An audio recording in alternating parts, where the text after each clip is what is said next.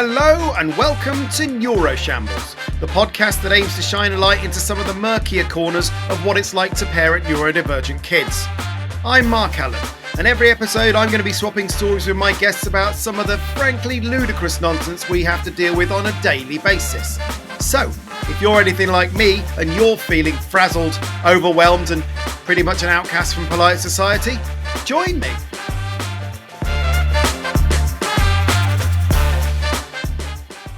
Hello and welcome to episode 26 of Neuroshambles. As ever, it is an absolute treat to have you here. Thank you so much for all the lovely comments that you've been sending in, particularly in relation to the last episode with Lisa Lloyd about judgment from outsiders. I've also had some cracking what the flip moments emailed through to me, and this one from Amber is one that particularly tickled me because she says, "Hi Mark, just wanted to say how much I enjoy the podcast. I always listen to parts with my eldest son who thinks Jay is hilarious and sounds like him." Which, at no point when I was conceiving of Neuroshambles did I think that Jay would turn into some kind of cult figure amongst other neurodivergent kids. It fills me with a lot of joy to think that he is some sort of role model to people somehow. I'm not sure quite how that's happened, but anyway, they offered their what the flip moment and they said, "I thought of your podcast earlier as the following exchange happened. Why are you kicking each other on the sofa? He kicked me first, so I kicked him back. Actually, I barked at him first, then I decided to kick him." That definitely sounds like something that Jay would say. So it was lovely to hear that there are others out there just like him. Thank you so much for sharing that. I really appreciate it. Anyway, we've got a cracking show lined up where I'm going to be meeting an old guest to talk about a new topic. There's also some neurodiversity champions, some tiny epic wins, and of course, what the flip moments. And there are a couple of absolute doozies in there today, so it's definitely worth sticking around for those. So what are we waiting for? Let's get stuck in. Meet the guest. So this week's guest is someone who I spoke to a couple of times in season 1, so I'm obviously delighted to welcome her back for season 2 to share some of her neuroshambolic tales. Now, as with previous episodes, she's decided to go for a pseudonym to protect her true identity. Should clarify that is not for witness protection reasons. Think of it more as protecting her superhero identity. Anyway, I am delighted to be able to welcome back to the show. It's Belle. How are you doing, Belle? Hello, Mark. I'm very well, thank you. How are you? I'm good. I am good. Great to meet up again in season 2. And I'm sure that there have been evolutions in your setup. So what's the latest with your lot, Belle? So what is the latest of my lot? So Amber is, who's my autistic PDA, she is still out of education. So it's been almost 18 months now. We're barreling towards a tribunal in December. So that is a combination of awful, expensive and traumatic, I think, for most of us. But on a positive note, she's doing a huge amount better in herself. She's sort of moved out of autistic burnout and she's able to do much more than she was this time last year, and she's much more herself. So, it's not all bad. There is a positive spin to it. 18 months without mainstream education does wonders. And in terms of the other one, Oscar, well, he has recently added autism spectrum disorder to his long list of personal post-nominals. So he had his diagnosis just at the end of the summer. Right, so that's come through. And he also has Tourette's as well. He has Tourette's, he has OCD, and... One thing I constantly think about before I speak to you is, has he learned any swears yet? No, we're still swear-free. That is phenomenal stuff. I don't know how we've done it. Was there any ADHD there? Yeah, we're rating assessment for ADHD. So that is what we think is his primary neurodiversity is ADHD, but it's the one he hasn't actually been through the assessment for yet. Okay, but if you know, you know, right? Yeah, it's kind of a given. He's the fully rounded picture. Excellent. Well, thank you for updating us on your setup, Belle. We've got a lot to cover in this week's topic of the week, so let's crack on with it. What's the topic of the week? Okay, so this episode's topic of the week is something that I am sure all of us parents of neurodivergent kids have had to contend with before, and I'm equally sure that it's something that fills us all with a little bit of dread when we have to engage in it, and that is the topic of transport. Now, speaking personally, public transport is one of my worst nightmares with my lot, I would think, and the reason for that isn't necessarily the transport part of it, it's mainly the public. Because I find being around people with my dysregulated little ones in an enclosed space is incredibly stressful. Hmm. Particularly when you're like me and you don't want to inconvenience people or just sort of stand out in public. The thing is, no matter what form of transport it is, you've always got crowds and excessive noise and unpredictability and different smells. And it is this unholy amalgamation of lots of things that are triggering to my kids. Hmm. So it is literally never an easy ride. Is that similar for you and your lot, I don't Belle? know. I mean, how do you find transport? It's a bit of a weird one for me. I think for many parents of kids with PDA, I think we find that novelty happens to be a very helpful little nugget. Yes, yes, So there yes. isn't very much novelty in getting in the car to go somewhere. In our house, a car journey is met with absolute derision, political negotiations, including cash or Robux, and flat out moaning, and quite often a fat firm no. But we find quite often the novelty of a different mode of transport, even when we have a perfectly good, very nice car sat on the driveway, is actually the thing that gets us to where we need to go. So we almost have the opposite experience. Yes, there's definitely that element of novelty, and some forms of transport are better than others. Yeah. But there is that element of them having to deal with things that they wouldn't normally have to do if you're kind of more safely cocooned in your own vehicle. Yeah.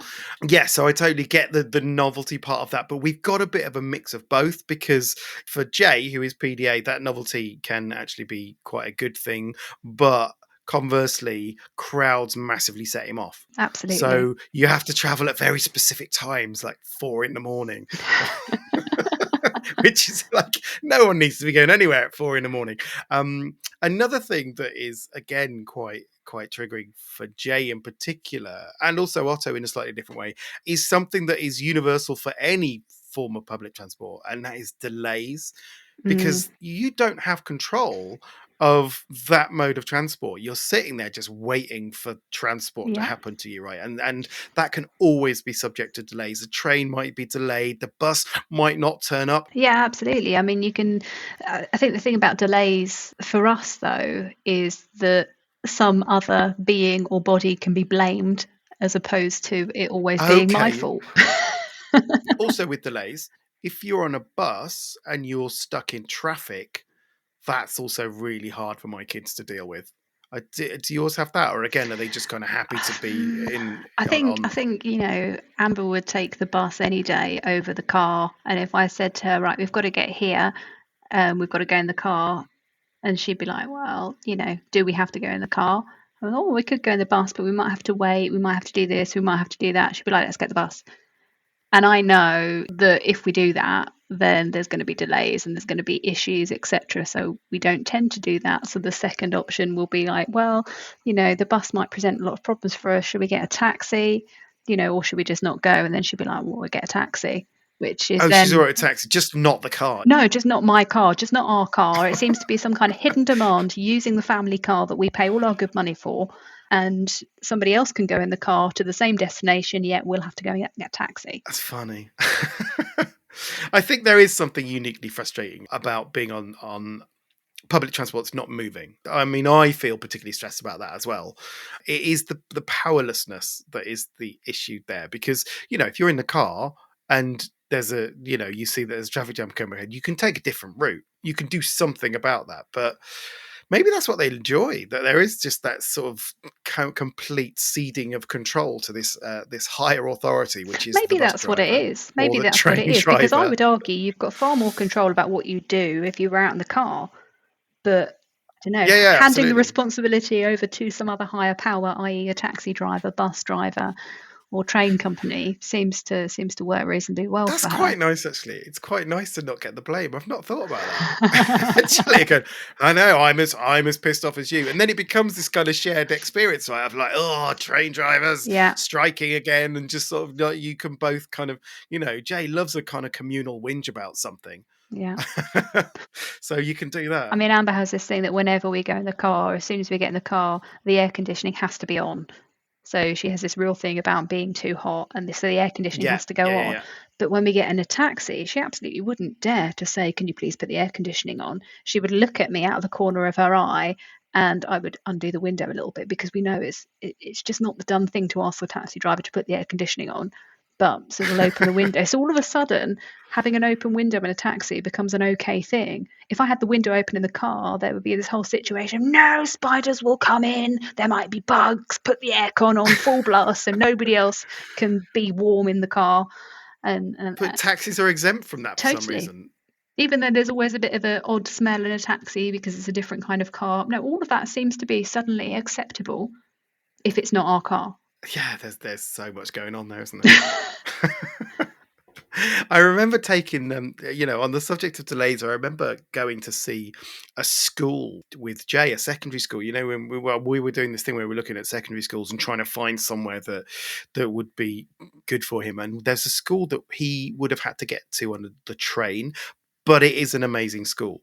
It's a mainstream school with an autistic unit in the middle of the school. Oh, wow. And basically the kids would go into classes, and then if they needed to regulate, they'd just come out and go into there. And I was like, this sounds perfect, because he's one of those in-betweeners, right? He's smart, but he can't cope with the mainstream environment, but he could cope with the mainstream lessons and stuff like that. So having to find something that would accommodate both was a real challenge. And we ended up going to see this school on the open day, and we were waiting on the train platform, and it was said it was due in 1 minute, and then it ticked up by 1 more minute, due in 2 minutes, and he noticed, and I was like, oh shit.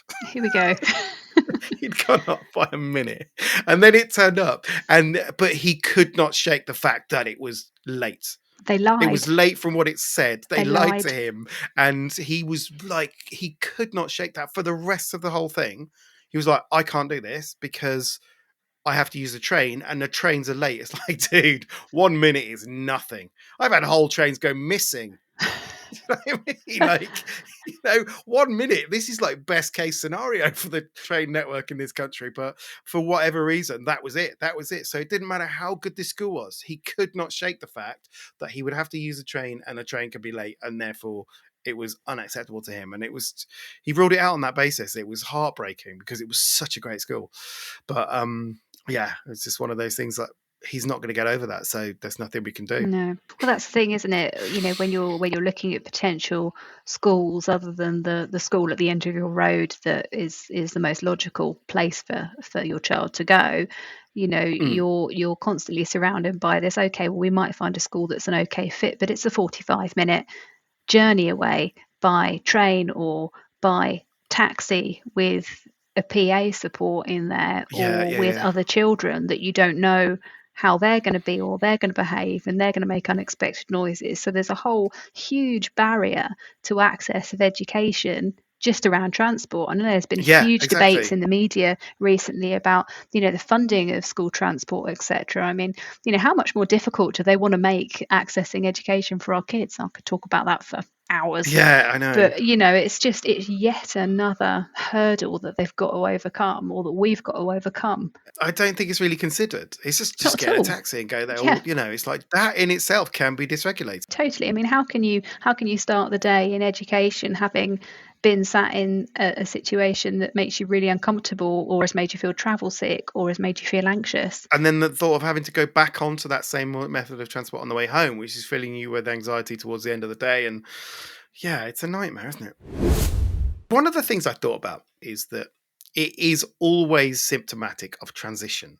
There's always an element of transition. You're traveling from one place to another. You're going from one state to another, and that in itself can be quite dysregulating for children. Yours are fine on all methods of public transport. Yeah, it's carefully managed. I mean, for instance, we were recently planning a trip to London for Amber's birthday next year, and we've binned off the idea of London because we realise what a military operation it is. Yes. And I think London in particular is that unholy combination of all of those things, in that, you know, if you or I were going to navigate London and like, well, what I'll do is I'll get the tube there, I'll get a bus to there, and I'll walk that next Yeah. little bit there. And you just kind of just do what you need to do. But each single one of those is a different transition.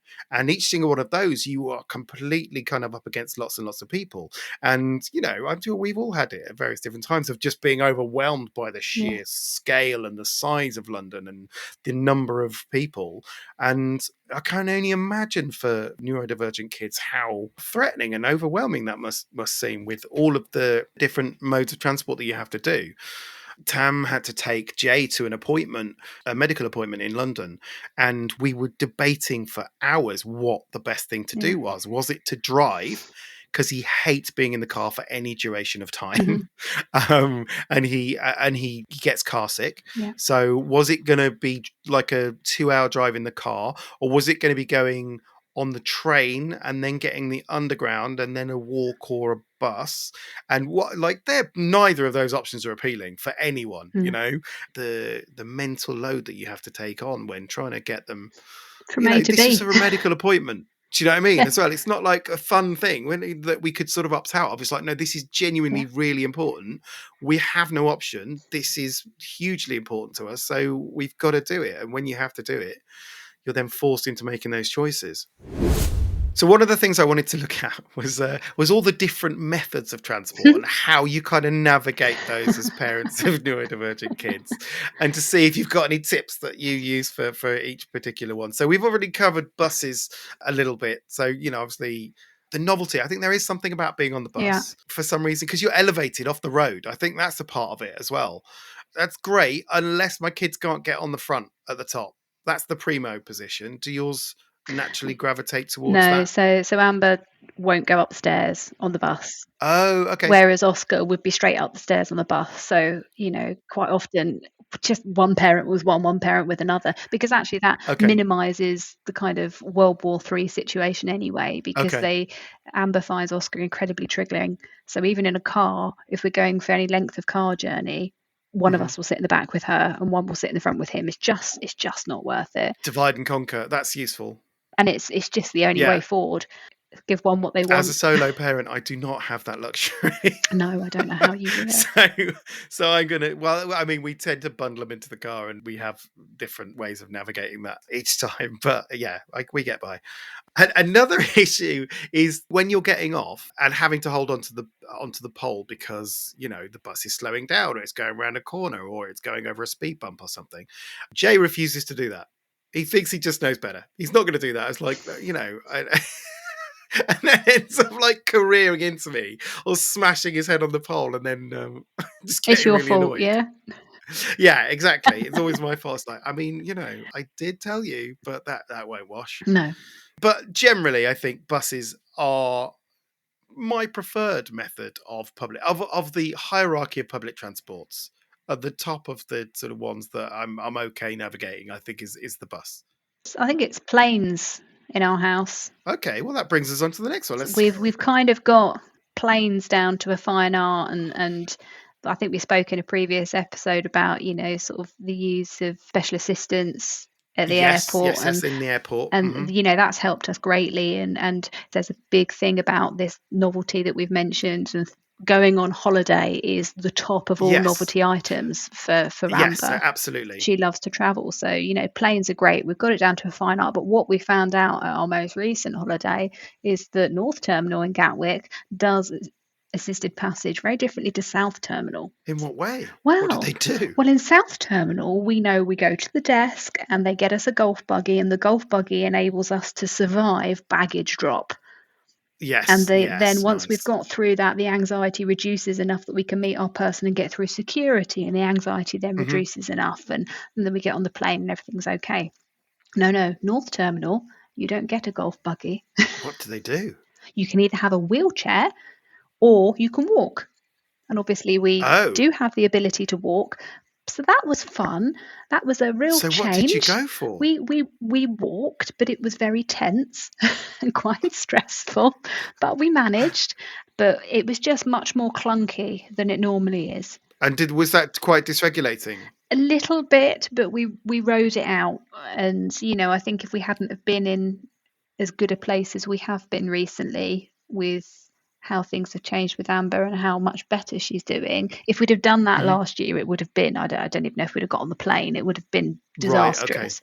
But this year we rode it out and we got through it, and blamed North Terminal a fair bit and deflected onto them. So when you're on the plane, though, as a method of transport, because I totally get the novelty thing, and I think my kids are definitely, there is that element of novelty, and this is something that I covered in episode 3, which was the holidays episode. There's definitely, you get a taxi to the airport and it's exciting and it's new, and then you get on the plane, but the actual transport itself, again, for my lot, actually, mainly for me, is a nightmare because they want to move. They need to move. Amber's and you fine. can't just move on a plane. She's very happy being sedentary, watching the pre-recorded stuff we've loaded onto the tablet. But you've got Oscar, and he's got ADHD. Yeah, it was hard work. How do you This cope with flight, that? his headphones didn't feel right, so he couldn't put those in. So he didn't want to use his tablet, and so it was just this constant trying to figure out how to keep him occupied. And with him, I quite often, sort of give him some sensory seeking, sort of like a bit of foot massage and and things like that. But it was constant. And now I'm used to sitting next to Amber. You can't relax on that flight. No. Do you know what I mean? You end up being someone's personal masseuse. Yeah, and just generally, how long is it going to be? How long is it going to be? How long is it going to be? Oh, I didn't get the relaxing flight that I thought I was going to get this time, because I'm normally sat next to Amber. No, but to be honest, that's on you, Belle. You should not have expected a relaxing flight. No.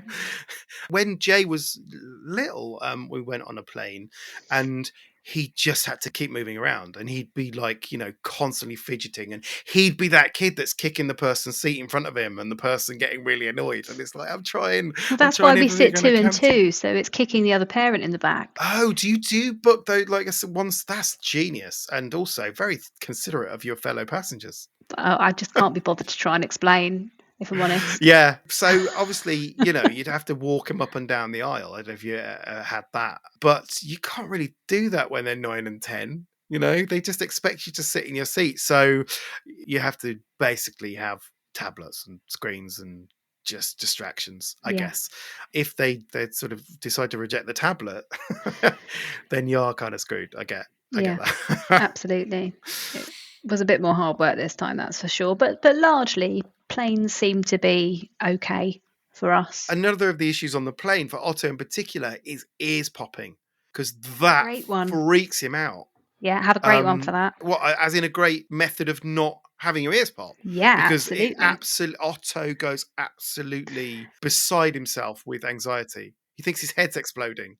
Every holiday, it's our routine that we go and buy sugar-free Chubba Chubs. Right. So the sucking on a sweet or a lollipop stops the ears from popping. Does that actually work? Because I know they give you boiled sweets and stuff, or they used to. They don't do anymore, but they used to back in. And I deliberately buy the sugar-free ones so that we don't tank Oscar up on a load of sugar. And they have in their own luggage on the plane, they have their chosen Chubba Chubs, one for takeoff, one for landing for each flight. Oh, and that works for you guys. Yeah. I mean, Otto would definitely be on board with that. He's got a very sweet tooth, but I think it happened to him once, and now that anxiety is there. Also on a plane is that you get the announcement from the air stewardess going, if you crash into the sea, I mean, he's anxious enough as it is. Yeah, it doesn't help with intrusive thoughts, does it? What are you thinking about that? What's going to happen in the case of disaster? This is Otto is, he's a catastrophist at the best of times. But when you've got like an employee of the airline telling you what to do when the plane inevitably crashes into the sea, and they go, blow on this whistle, and Otto's already going, that whistle's not going to cut it. We're dead. We're going to die. He's not stupid. So I remember sort of watching as he was watching the safety announcement, just this worried look on his face, and just going, it's all right. Bless him. I think next up on the list of tolerable transportation are boats.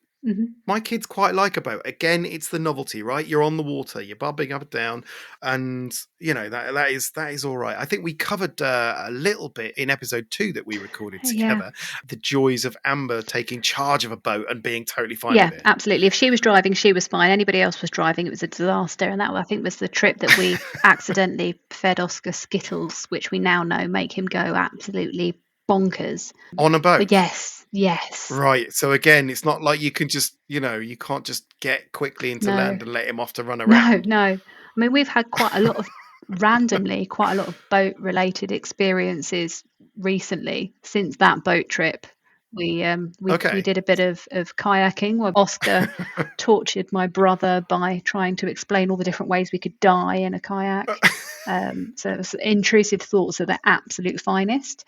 And then recently in Croatia, we had the scenario where we had a relaxing riverboat trip, but Oscar could not sit still and Amber could not control him and make him sit still. So that was lovely. Oh, yeah. That was, yeah. Oh, was Amber kind of freaking out about the motion of the boat and the wobbling? Yeah, she said, "Why, make him sit still. Make him sit still. I'm worried. I'm concerned." And then she was shouting at him, and of course that's making him more ticky and more fidgety because. And the boat is going.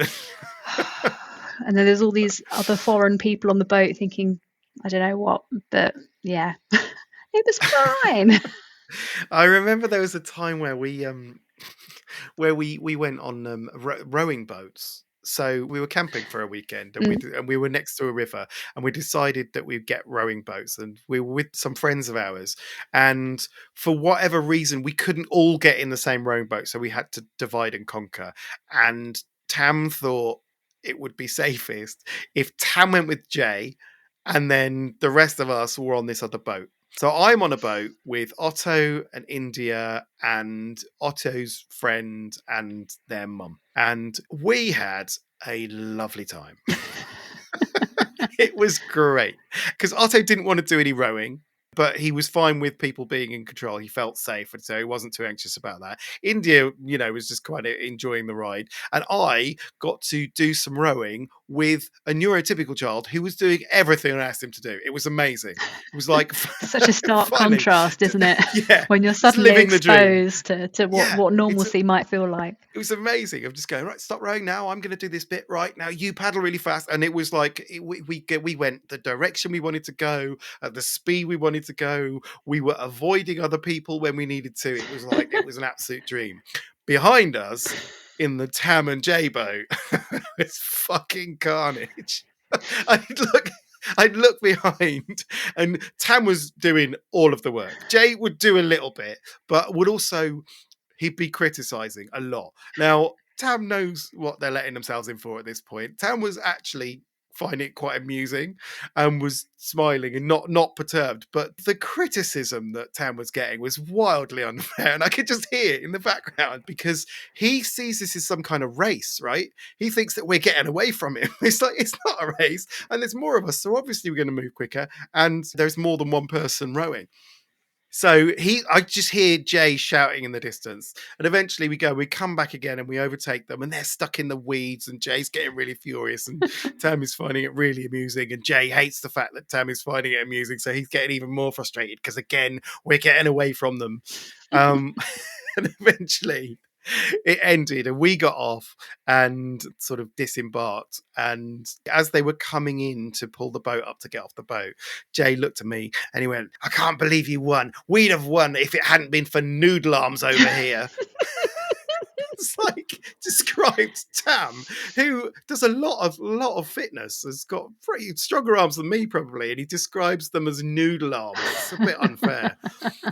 Fortunately, Tam took it a lot better than I think I would have done, because I think we might have been making use of the life jacket he was wearing.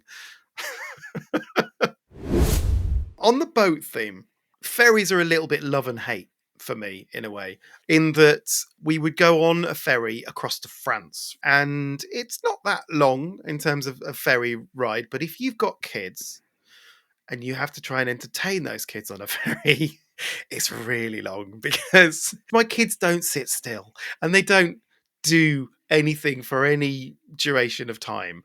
And the thing is, when you get on a ferry, everyone tends to find a table and sit around a table and stay there for the whole duration. My kids won't sit on that table. They'll wander off. I'll have to follow them. We lose the table. So I end up like this nomadic family walking around, and they want to go up to the top, the observation deck, and they want to go to the front, and they want to go into the arcade, or they want to go to the cafe. So I'm constantly like moving around trying to keep track of them. And I sort of pass these families who are sat at this table, and I'll pass them and they'll be playing this board game, and I've gone the full length of the boat. I will have looked at the little football court in this boat. I'd have looked at the duty-free shop. I'd be coming back, and the family are still there playing the same game.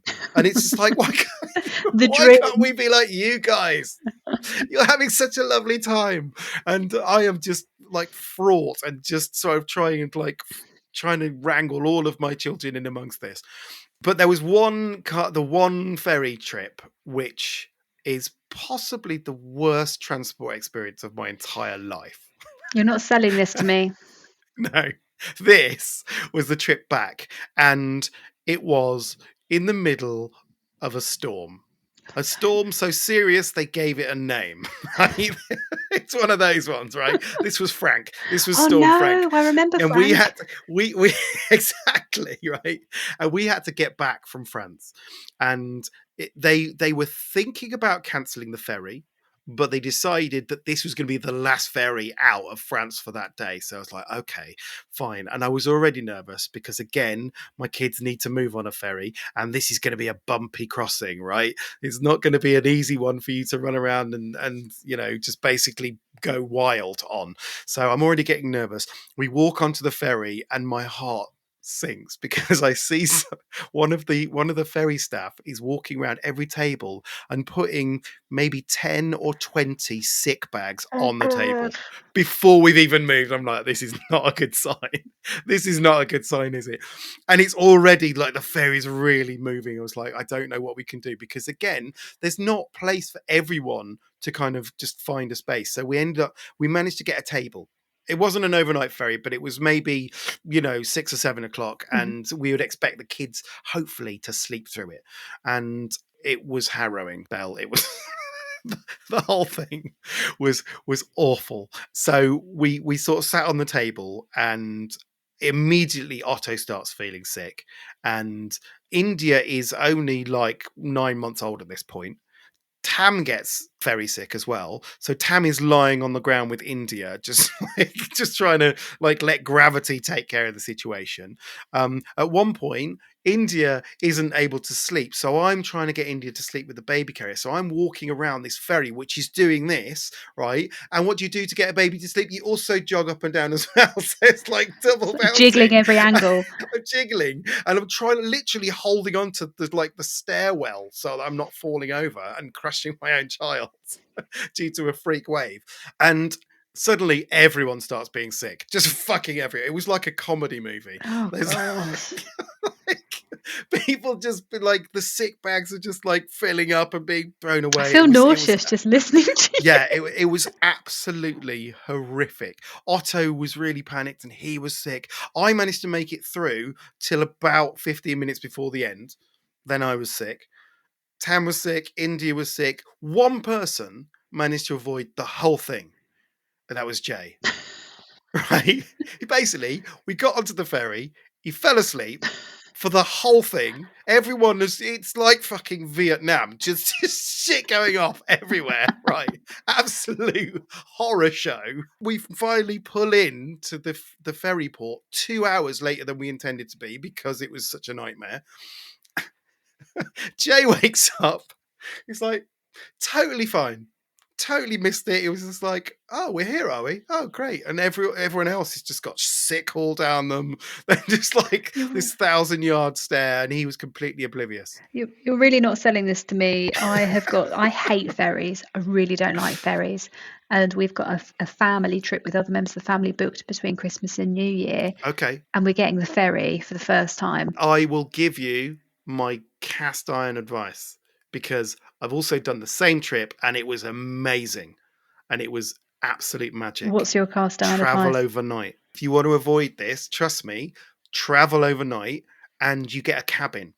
right? So if you get a cabin, you can all cram into the cabin, and there is something weirdly soothing about the noise of a ferry. To help with sleep, they actually have soundtracks on Spotify and YouTube, which is brown noise, Like which is ferry supposed to be engines. calming.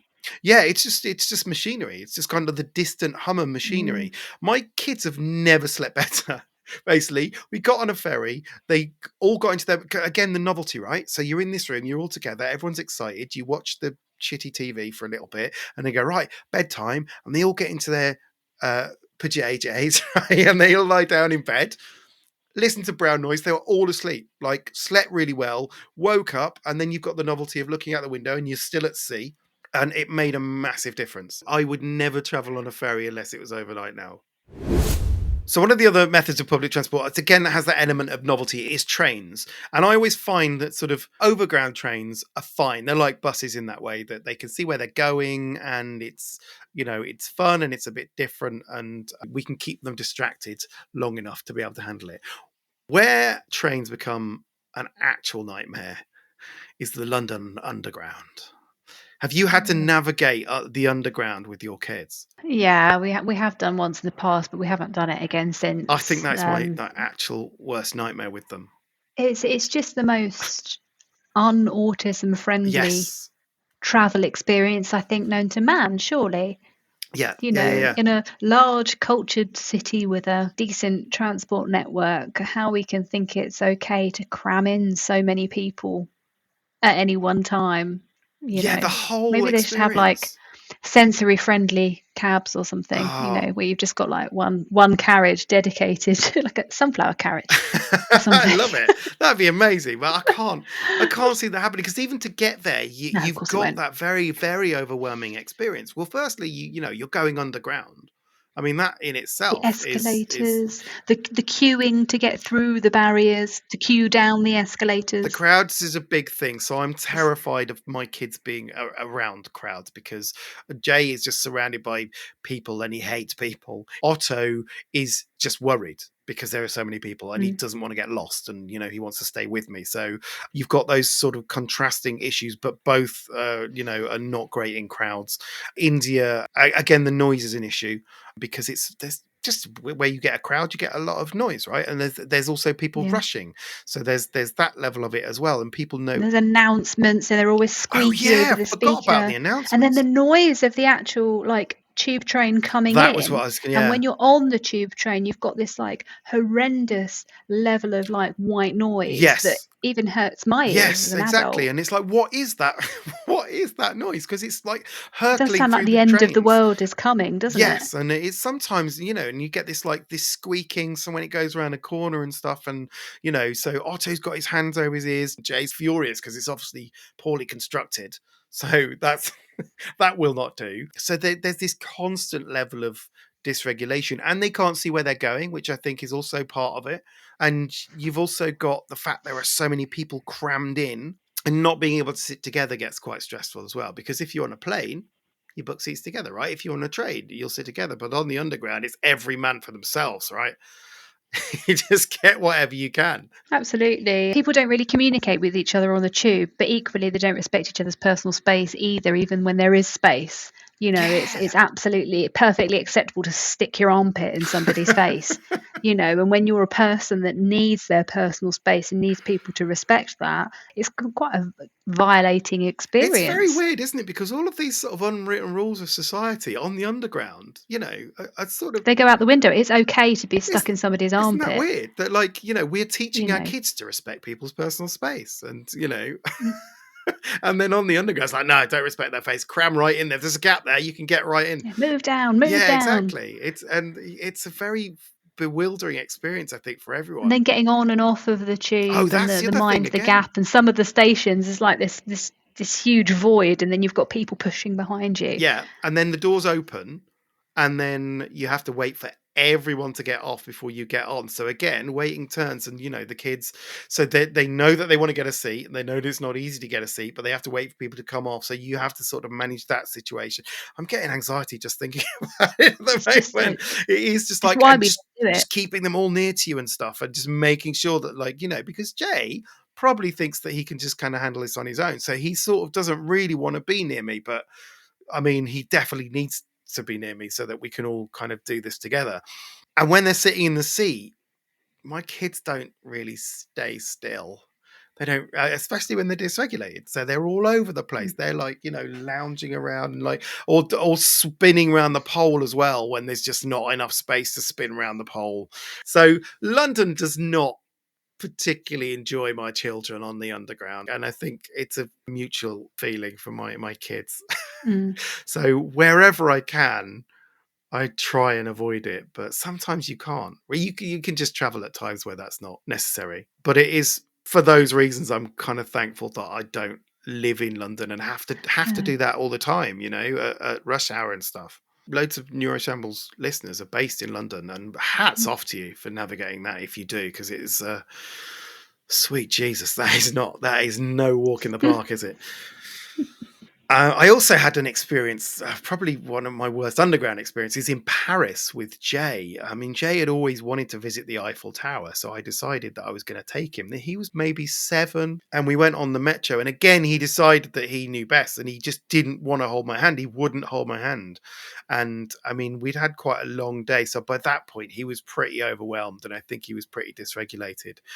And he was like fighting me to get my hand away because he didn't want to hold my hand. But this is even harder than London because he doesn't speak French, right? He doesn't understand instructions and signs and stuff. And he wants to go and forge off on his own and like race ahead. I'm like, you have to stay with me. And I remember us having this massive kind of argument on a platform on the Paris Metro and just thinking, it looks like I'm kidnapping this kid, basically. To any passerby, I'm just trying to kind of force this kid to hold my hand. And it was a nightmare.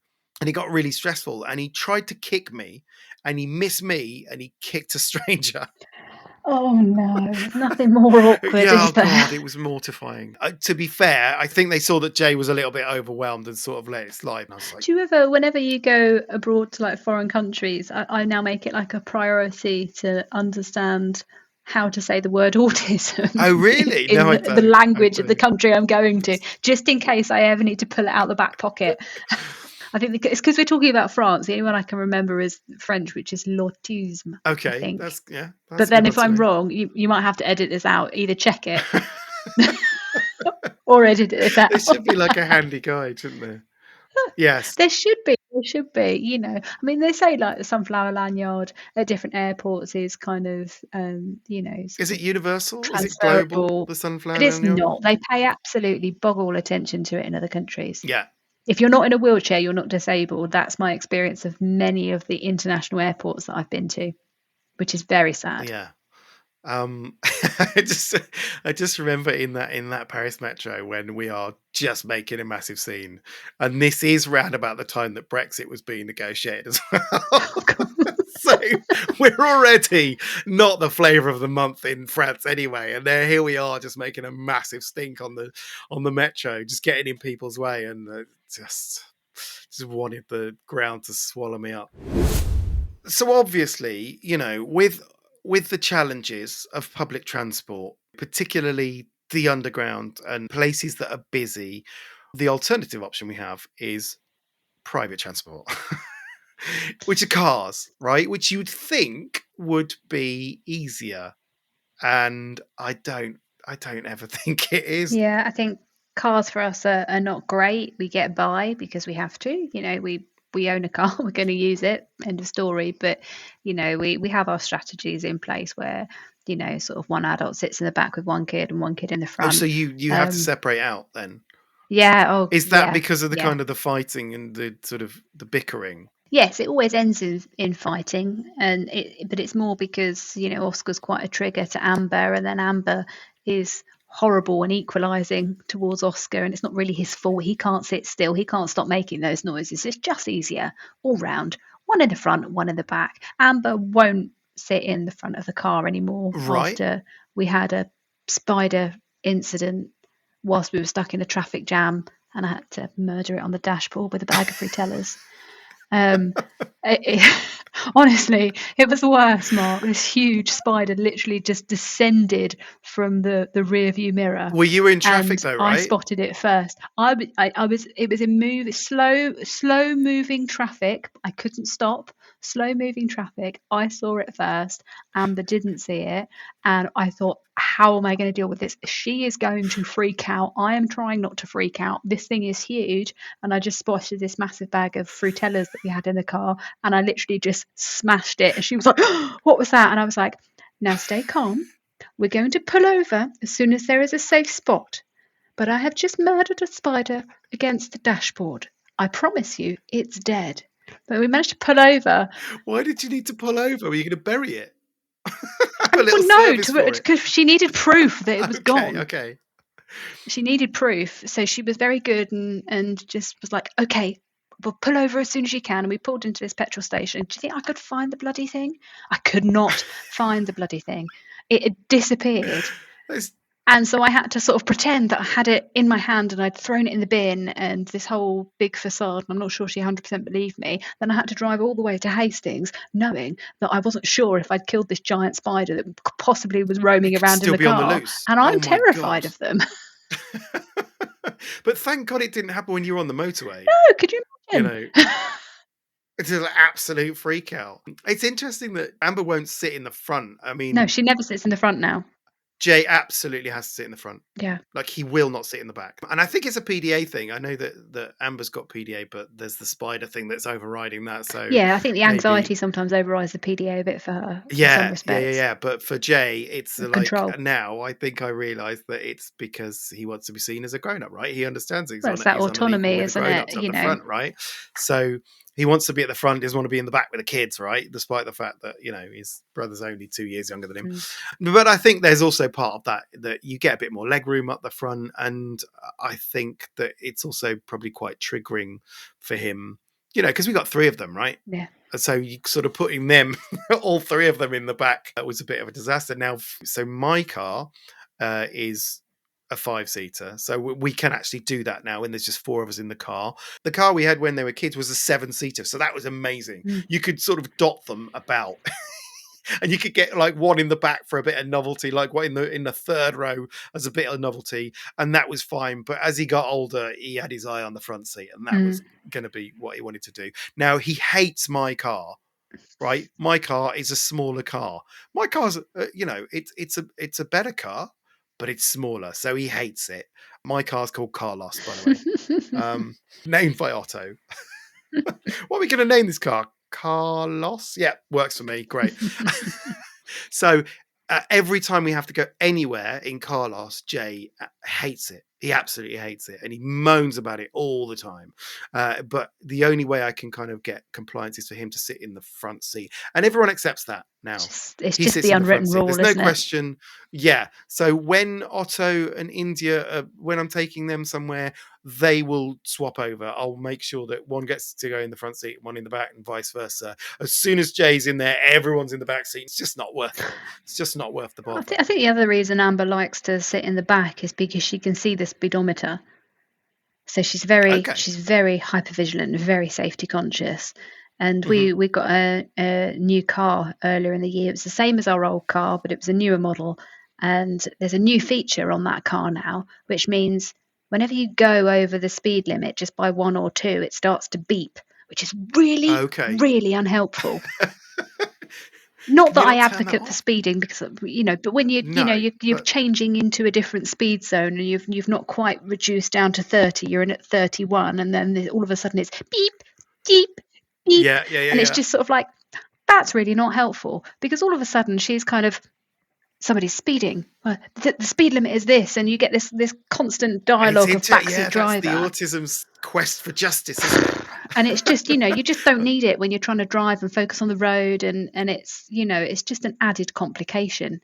Yeah, my kids are always keeping an eye on the speed limit as well, because on our sat nav it goes a little bit red when we go a bit over, and I always get reminded. I'm not like a massive lawbreaker or anything. I'm just, Well, the other thing I was going to say is that we have to have pre-approved car playlists, because Amber gets really anxious if just a random song or advert comes on the radio, or if you've just got like a random Spotify playlist, or she doesn't know what's coming on. if it's not one of her pre-approved songs that create massive anxiety for her. So we now have to, Yes. Yeah. she gets in the car and she's like, you have to put the car playlist on. Only the car playlist. And so there's this pre-vetted tunes. Yeah. I don't really get to listen to my own music in the car now. It's just really annoying. Because like, I've got some mates of mine who are like, yeah, I just put on my music and my kids listen to it. They have to. It's like, no. No, I don't know. That will not wash in my eyes. Imagine if I just got in the car and go, right, guys, we're going to listen to some REM. It's like, no. It's dad music, guys. So what we end up doing is listening to audiobooks. Oh, okay. But over and over. That would drive me insane. Again. It drives me insane as well. Especially because it's David Williams, right? I fucking hate David Williams. I hate his books. I hate his lazy stereotypes, and I hate his stupid voice. But I every time I get in the car, we have to put it on, and I think there's a feeling of familiarity in amongst transition, which is possibly comforting to them. I think it helps them to get lost in that rather than focusing on the journey and the potential delay and travel. But sweet Jesus, I wish I could just put on my music sometimes. But don't you find when you're suddenly on your own in the car that you then take the opportunity to listen to exactly what you want to and really, really loud? And I'm quite a big rock fan, and I listen to Spotify in the car, and my Spotify is linked to Spotify on Amber's phone, and at bedtime she listens to an animal story podcast every night on repeat. Okay. And if I forget, if I've nipped out to Sainsbury's and I'm coming back and I stick Metallica on full blast in the car, it will then suddenly blast out of her phone in her bedroom, and then I'll just get this text message as she's saying, nodding off. I'll get this text message saying, will you stop? I'm trying to listen. Ironically, enter Sandman. So it's become a little bit of a running joke now. She's like, oh, mummy must be on her way home. She's changed what I'm listening to. Yeah, no, I have the opposite. Sometimes I'm just so fucking used to listening to David Williams. You put it on yourself. It comes on and I'm driving. I realise I've gone about 20 miles before realising that I've got this same CD on, and I can actually do it. I want to put my own podcast on or something. But actually, there is one exception to that. Is if I'm in the car with Otto. Otto's really into music. Great. He loves it. And so I can very happily give Otto Spotify, and I know that he's going to put on some bangers. Yeah. It's really good because I think, he's sort of, he's a bit of a people pleaser. So I think he's listened to what I'm into and got into it himself and then gone off and he's explored those artists further. So that's really nice. Oscar's a bit like that as well. So when we're driving to football on a Saturday morning or whatever, he's just sort of like, oh, should we put this on? And I'm like, yeah, go on then, let's listen to that, and it's like, oh, finally. Yeah, and that's really nice. But as soon as everyone else in the car, it's back to fucking Williams. The other thing in the car that is problematic, when they were younger, the seating situation was just so politically charged, it was ridiculous. Because we all had the booster seats, right? The booster seats are all exactly the same. They're the same make, exactly the same seat, but they know which one's theirs. And so Jay will be like, I'm not sitting on Otto's seat, it stinks. It's like, it doesn't. It's exactly the same. And also, how do you know? How do you know that this one's yours? So you have to do that sort of Tetris when you get in the car. We had to sit Jay and Otto far apart because Otto triggers Jay, and then Jay would lash out at Otto. So we'd have to sit them far apart, which means poor India is in the middle having to deal with this as well. We've had car journeys where one of us has had to sit in the middle of them in the back, which means the person driving can't see out the back window, which is a bit of a nightmare. But sometimes you just got to, that's just how you get by. Another one of the issues that we had was with the sat nav, right? It's with the timing specifically because Jay hates being in the car for any duration of time. So if we've got a long car journey, it is a massive effort to get him on board, literally, to get him on board with it, because he's really reluctant to do it. He doesn't like traveling. He gets very hot in the car, so he has to have full control over his windows. So if you're on a motorway going 70 miles an hour and he pushed the window down and all of a sudden everyone's like fucking wind everywhere, India gets freaked out by it. Otto doesn't know what's going on. but I can't tell him to put it up because that's what he needs because he's so hot. And so you're having to sort of navigate that sort of area of it as well. The single biggest issue is the sat nav telling you how long it's going to take to get we to have a to have the voice destination. turned off, Mark. We are not allowed the sat nav voice on. Hey, maybe you could download David Williams. They'd definitely listen to him then. Do you reckon? Why? Is it triggering the sat nav Yes, voice? it's just sort of like this voice spurting out demands the Yeah. whole journey. Yeah. It's Of just course. says If you're turn demand left, avoidance. go round the Who roundabout. says turn left sat nav? Fuck you. Exactly. So yeah. I've never thought about No, that. so we just have to turn off the voice. Maybe there is a market out there for low demand sat nav guidance. So low demand sat nav So guidance. instead of saying in 200 yards turn left, you say there's a left turn in 200 yards that might get you there quicker. If you'd like to turn left when it suits you. You just deposit the information and then hope the person follows it. So the issue with back to the issue with sat nav is that you can see how long it's supposed to take you to get somewhere, and then if you hit traffic and that starts going up, that is just like And then the you've got the worst red on the because screen, and it's like just because feeds then the Jay is anxiety. he's in the background just seething. He's getting more and more angry about it, and he's getting more and more frustrated, and because it means he's going to be in the car for longer, and he's like, the only reason he's in the car in the first place is because we told him that it's going to be X amount of time. So it basically then completely colors his entire view of wherever it is that we're going. He can't let go of that. So we could go there. We could have an amazing day out. Because the journey was crap, But it's because the ruined journey it. was crap, that's what he holds on to. It's almost like a bit of a form of equalising, isn't it? But to the actual sort of circumstance or situation. Yeah, and it's really because it's frustrating for me as well. I don't want to be in the traffic for any longer. But then you've got that extra variable. This is something that people sort of don't really consider with parents of neurodivergent children. The amount of shit we have to deal with in the car. You've got to deal with the politics of where people are sitting. You've got to make sure they've got snacks. That's the other thing as well. The constant But then you car have to snacks. stop for a break because there are some children like Amber who cannot eat whilst you're moving. Really? Oh, okay. Yes. Yeah, at least my kids will I'll just keep throwing food at them until you run out. Okay. Yeah, that's an issue. Jay can't read in the car because it makes him sick, so he can't handle that. Also, Otto needs to run around just to expend some energy. So there's loads of different variables in any car journey that people aren't really aware of, I think. And I remember that Tam took them all on a road trip to Lyme Regis. And the planning for any car journey is immense because you have to make sure you've got enough snacks. You also water. That's really crucial as well. Drinks in the car. You have to make sure they've got enough water. You've got to make sure the playlists are fine. If you're listening to an audiobook, you've got to make sure you've got enough Williams in reserve. You've got to make sure the seating is right. You've got to make sure that you've got a playlist available if you need it. And so Tam went on this journey to Lyme Regis and had done impeccable planning. It was immense with all the kids, got everything sorted. Everyone was happy. Even Jay was on board with the fact it was a longer drive because they were going to be where they were going to be for a few days and it was worth it in the long term. And he was on board with it. And then traffic hit. And I kept getting text updates through the day. It's like, are you still in the car? And I was just like, kill me now.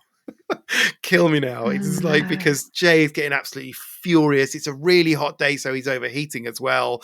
And I don't know how Tam coped because I think I'd have just we don't have a pulled choice. into a lay-by and set up camp there for a few days.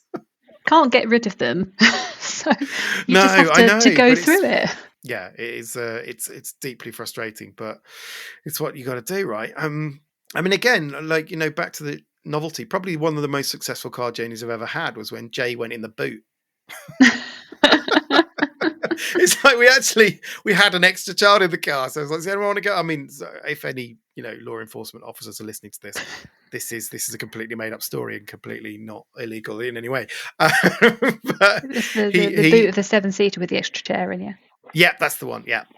But that was a huge success. He loved that. It was fine. He wanted that journey to go on for longer. Weirdly, it's all about the novelty, isn't it? Novelty, yeah. The power of novelty. I reckon if I just strapped them to the roof rack, they'd be fine.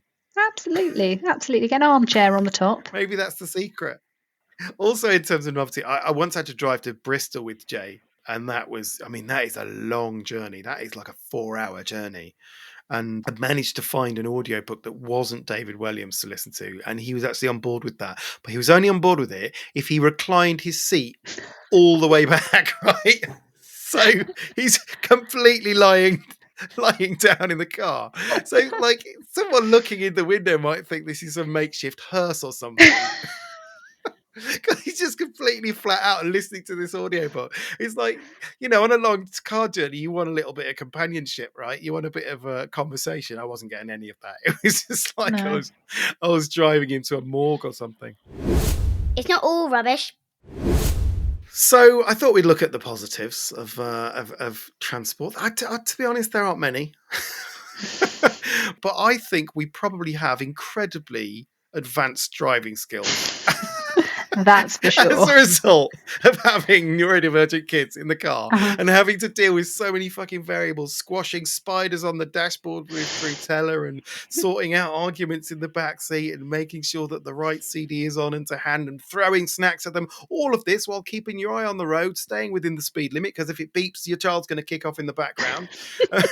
And making sure you avoid traffic. I mean, seriously, we should be getting jobs on stunt driving teams, the amount of stuff we have to deal with.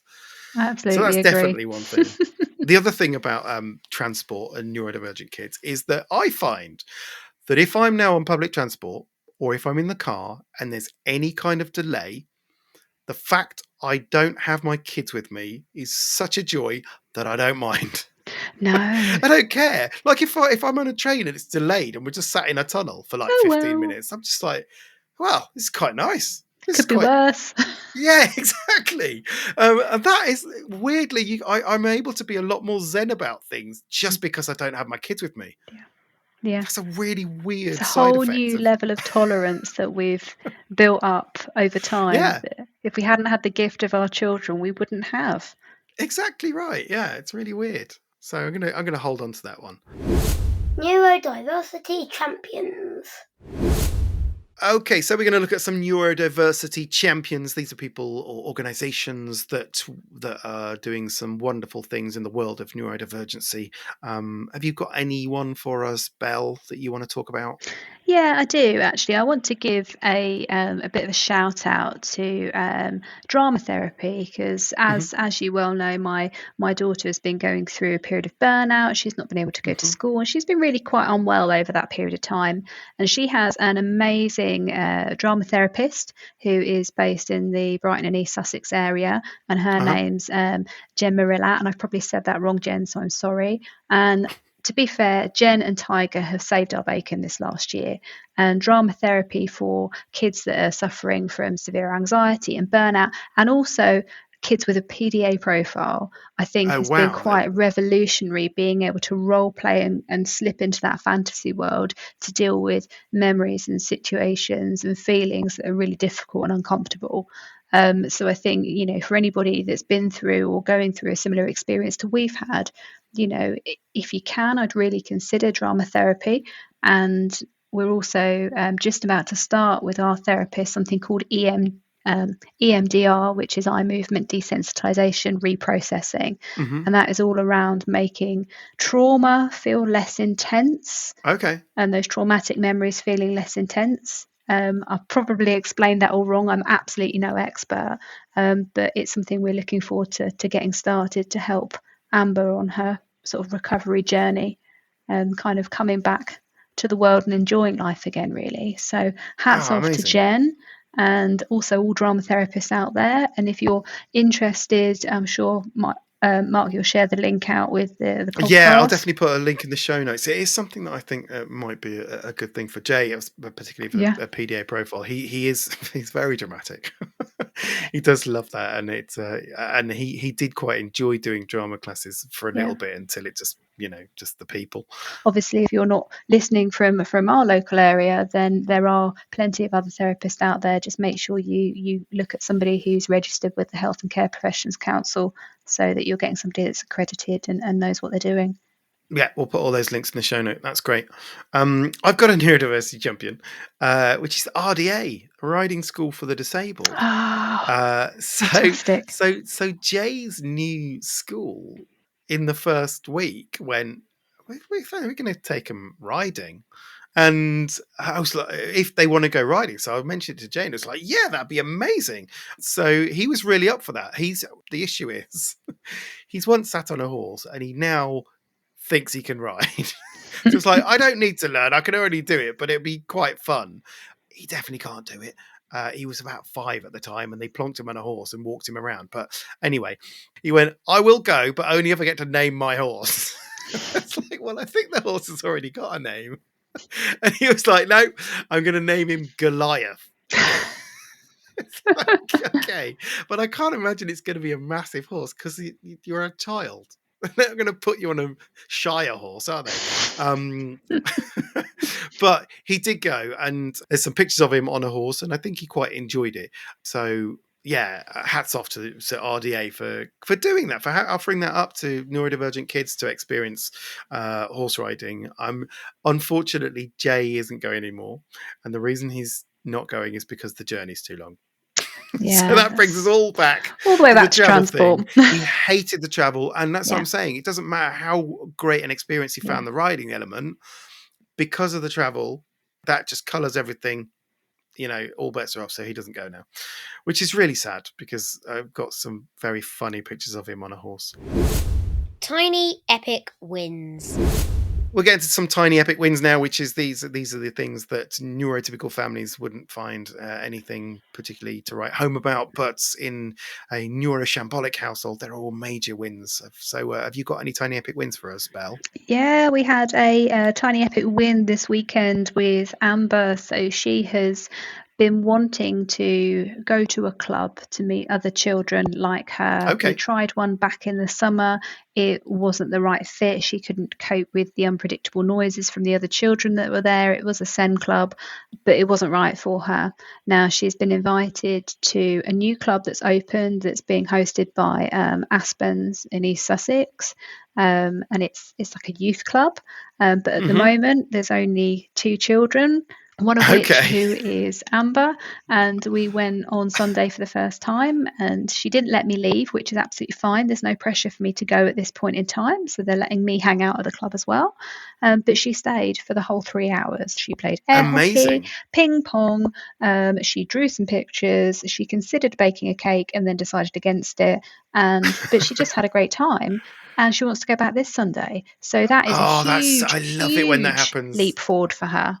Even if she won't let me go just yet, it's a massive start for her. That's massive, isn't it? When they asked to do something again, you were like, oh my God. There's so many things I've done once, and then he was like, no, I hate it. I was like, oh God. Yeah. So when they actually get on board with it, it's like, yeah, that's amazing. So I've got a tiny epic win, which happened just today. So Jay has been gradually being reintroduced into school. And it's been a slow process, and he's been pretty resistant to a lot of elements of it, and the school have been amazing, and they've been really supportive of just sort of gradually slowly reintroducing. And then today he came in and he went, I've had a good day. And then he caught himself after that. He went, well, not a good day, but not a bad day. I guess it's been meh. Wow. But I know what he meant. I caught him. He was being honest. He had a good day. And the fact that he came in and he was like, just that he was positive is the first time in 3 weeks that he's been going now. Is it 3 weeks, 4 weeks? It's the first time he came in and he actually had a kind of a positive statement to come into. So that is like amazing. I just like, wow. That he didn't come in and go, this is bullshit, which is one of the previous ones he said. And I am never going back there again. That is the one that he says standard phrase, most often. But today, for the first time, it was positive, and I was like, yeah, that's amazing. What the flip? Okay, we've got some what the flip moments now. These are moments that our neurodivergent children will say or do something that completely baffles us and confounds us. So, have you got any what the flip moments for us, Belle? Yeah, it's. I guess it's Amber really at the moment. The what the flip was sort of bedtime. She said to me, she said, "Oh, I've got a question that keeps going around my head," and I was like, "Oh, what's the question?" And she said, "I question reality." And so I went, oh, that was not what I was expecting her to come out with. I thought this might be going down the let's talk about puberty kind of thing. But no, it's I question reality. And That's a big one as well, isn't it? so we had a long chat about reality and, what might happen after death and religion and different theories. And then we ended up on the subject of studying at university, and I was telling her about theology and things like that. So now she wants to either go and study theology at university or go to college and study animals. And this kind of came a week after we'd had a long conversation yet again at bedtime, where she was asking me what communism was and the background of Franz Ferdinand, and also the difference between Democrats and Republicans in America. So this is just before going to sleep. yes, this is the child that's not been in education for 18 months who's desperate for, for her mind to be fed, clearly. Oh, I love it. She should have some chats with Jay. He's been coming out with some wild stuff lately. I probably love it. Well, my what the flip moments from Jay, as per usual, is the following. He said, from nowhere, "You look like a Russian vulture." Specifically the Russian ones, because they have curly hair. Right. Now, I don't know, you're listening to the podcast, you might not see. I don't have curly hair, listeners. My hair is... do I? This is the thing, right? This is this weird running joke in my family.